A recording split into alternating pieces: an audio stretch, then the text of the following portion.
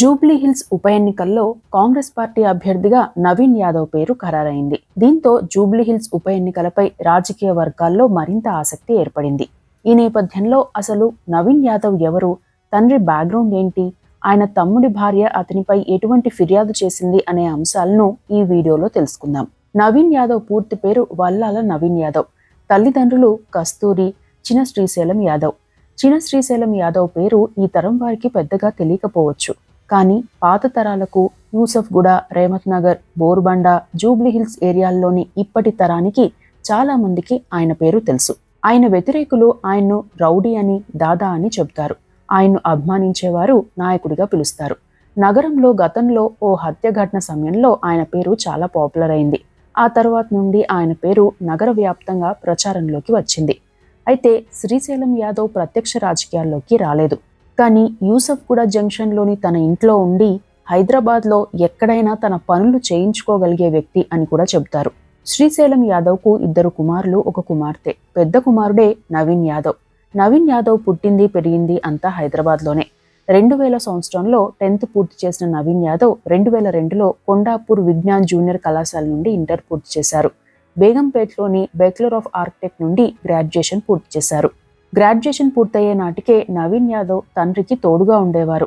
ఇక శ్రీశైలం యాదవ్ ప్రత్యక్షంగా పార్టీల్లో చేరకపోయినా అంశాల వారీగా ఆయా పార్టీలకు మద్దతు ఇచ్చేవారు.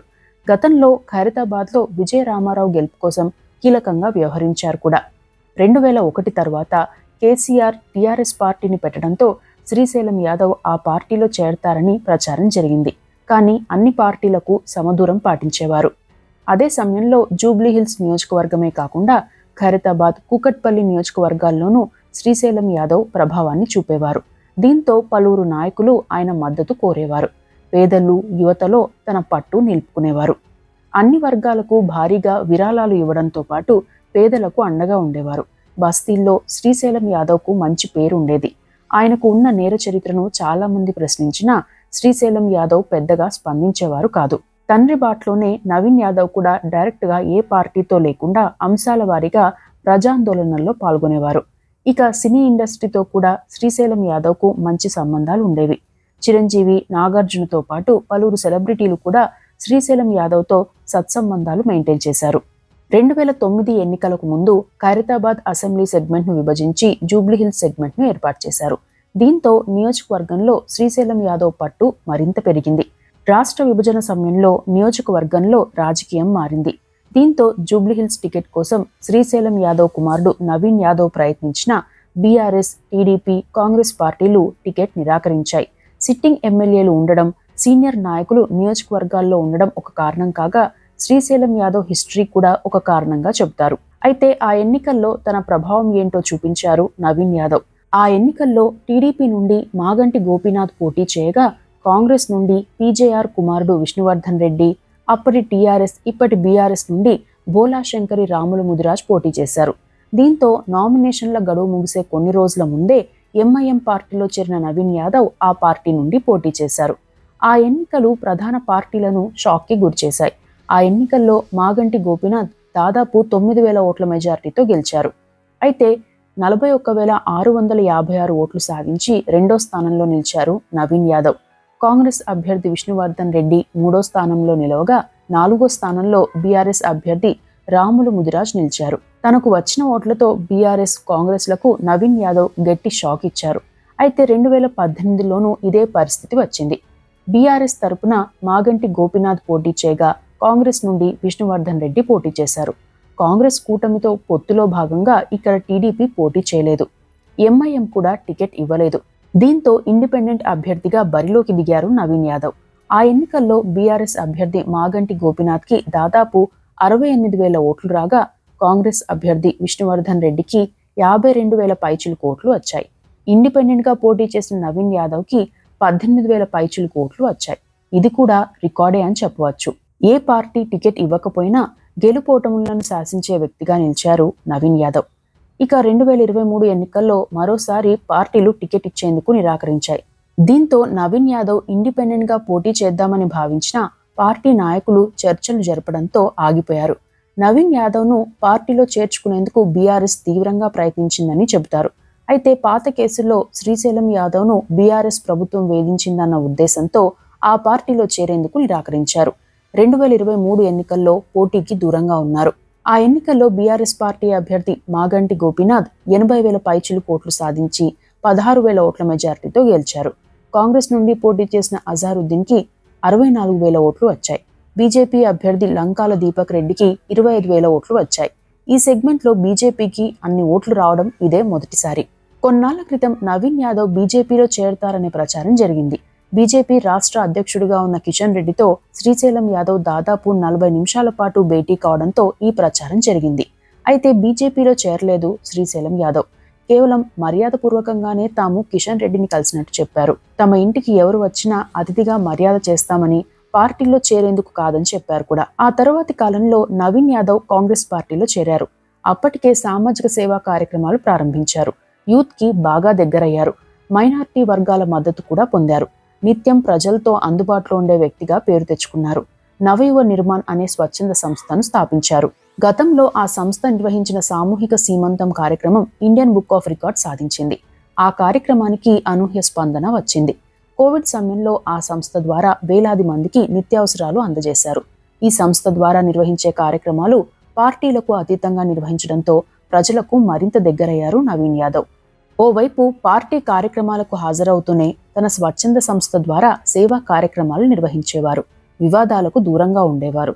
దీంతో 2028 ఎన్నికల్లో జూబ్లీహిల్స్లో కాంగ్రెస్ టికెట్ నవీన్ యాదవ్కే ఇస్తారని ప్రచారం జరిగింది. అయితే జూబ్లీహిల్స్ ఎమ్మెల్యే మాగంటి గోపీనాథ్ అకాల మరణంతో ఉప ఎన్నికలు అనివార్యమయ్యాయి. ఈ ఉప ఎన్నికల్లో బీఆర్ఎస్ పార్టీ మాగంటి గోపీనాథ్ భార్య సునీతకు టికెట్ ఇవ్వగా, తాజాగా కాంగ్రెస్ పార్టీ నవీన్ యాదవ్ను అభ్యర్థిగా ప్రకటించింది. దీంతో నవీన్ యాదవ్ అభిమానులు నియోజకవర్గ వ్యాప్తంగా సంబరాలు చేసుకుంటున్నారు. ఇక నియోజకవర్గంలోని ఓట్ల పరిస్థితి విషయానికి వస్తే, ఇక్కడ 3.92 లక్షల మంది ఓటర్లు ఉన్నారు. అందులో 2.04 లక్షల మంది పురుష ఓటర్లు కాగా 1,88,000 మంది మహిళా ఓటర్లు. ఈ ఎన్నికల్లో ఎవరు గెలిచినా సంచలనమే అవుతుంది. ఒకవేళ బీఆర్ఎస్ పార్టీ గెలిస్తే సంచలనం కావడమే కాదు, రేవంత్ సర్కార్కి కొత్త తలనొప్పులు మొదలవుతాయి. ఇక నవీన్ యాదవ్ గెలిస్తే రానున్న కాలంలో బీఆర్ఎస్కు నియోజకవర్గంలో గడ్డు కాలం మొదలైనట్టేనని రాజకీయ వర్గాలు భావిస్తున్నాయి. అయితే ఈ ఎన్నికల్లో మైనారిటీ ఓట్లు గెలుపు నిర్ణయించే పరిస్థితి ఉన్న నేపథ్యంలో ఆ ఓట్లు ఎవరి వైపు ఉంటే వారే విజేతగా నిలుస్తారని చెప్పవచ్చు. నవీన్ యాదవ్ ఆస్తుల విషయానికి వస్తే, నవీన్ యాదవ్ 2014లో ఎన్నికల సంఘానికి సమర్పించిన అఫిడవిట్ ప్రకారం నవీన్ యాదవ్కి 12 కోట్ల రూపాయల ఆస్తులున్నాయి. అప్పులు 4 కోట్ల వరకు ఉన్నాయి. ఇవి 2014 నాటి ఆస్తుల వివరాలు. తాజాగా ఆయన ఆస్తుల విలువ దాదాపు 50 కోట్లకు పైగా ఉంటుందని అంచనా. మరికొందరు మాత్రం గతంలో శ్రీశైలం యాదవ్ హయాంలో చాలా భూములు వారికి ఉండేవని, ఇప్పుడు వాటి విలువ 100 కోట్లలో ఉంటుందని చెబుతున్నారు. కానీ అధికారికంగా 2014లో ఆయన ఆస్తుల విలువ 12 కోట్లుగా ఉంది. ప్రొఫెషన్ పరంగా నవీన్ యాదవ్ ఆర్కిటెక్ట్ కాగా రియల్ ఎస్టేట్ వ్యాపారం ప్రధాన ఆదాయ వనరు. నవీన్ యాదవ్ ఫ్యామిలీ విషయానికి వస్తే, శ్రీశైలం యాదవ్కి ఇటు నవీన్ యాదవ్కి అన్ని పార్టీల్లోనూ బంధువులున్నారు. బీఆర్ఎస్ నేత మాజీ మంత్రి తలసాని శ్రీనివాస్ యాదవ్ తమ్ముడి కుమార్తె వర్షా యాదవ్ను నవీన్ యాదవ్ వివాహం చేసుకున్నారు. వీరికి ఒక కుమారుడు, పేరు అన్ష్ యాదవ్. మరికొన్ని విషయాలకు వస్తే, గతంలో ఓ ఇంటర్వ్యూలో చిన్న శ్రీశైలం యాదవ్ మాట్లాడుతూ, ఓ ల్యాండ్ విషయంలో తనకు వంశీకి సంబంధం లేకపోయినా పోలీసులు అరెస్ట్ చేసి ఎంక్వైరీ పేరుతో ఇద్దరిని బంజారాహిల్స్ పోలీస్ స్టేషన్లో ఉంచారని, ఎన్కౌంటర్ కూడా చేస్తామని పోలీసులు వార్నింగ్ ఇచ్చి ఆ తరువాత వదిలేశారని పేర్కొన్నారు. ఆ వ్యాఖ్యలు సంచలనంగా మారాయి. గతంలో శ్రీశైలం యాదవ్ను ముంబై మాఫియా డాన్ చోటా రాజన్ గ్యాంగ్ టార్గెట్ చేసిందనే ప్రచారం కూడా జరిగింది. ఆ గ్యాంగ్ డైరెక్ట్ గా శ్రీశైలం యాదవ్కు వార్నింగ్ ఇచ్చారట. ఇక 2 రోజుల క్రితం మధురానగర్ పోలీస్ స్టేషన్లో నవీన్ యాదవ్పై క్రిమినల్ కేసు నమోదైంది.